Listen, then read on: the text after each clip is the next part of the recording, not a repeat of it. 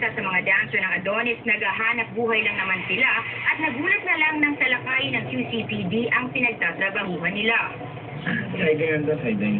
Pagkatapos ng ilang oras sa pagtatanong sa mga inaresto, pinauwi din ang 34 na customers dahil ayon sa mga operatiba, mahina ang ebidensya laban sa kanila.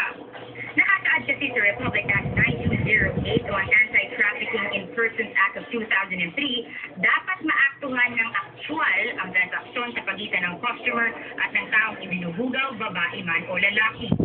Samantalang pinaiwan muna sa Camp Saringal ang mga dancer at empleyado ng bar para sumailalim sa investigasyon. Ang victim natin dito is yung mga model na sinasabi, mga nagda-dance na mga lalaki. Ang suspect natin dito, ayon sa bagong batas, since they are being rescued because they are victims, ang suspects natin dito is yung owner. So meron tayong nakuhang store managers, workers or the employees of that bar. No bail itong kaso ng 9208. Banta naman ng mga pulis, tuloy-tuloy ang kanilang raid sa mga bar na umano'y pugad ng kalaswaan o lumalabag sa batas. Para sa Mission Patrol,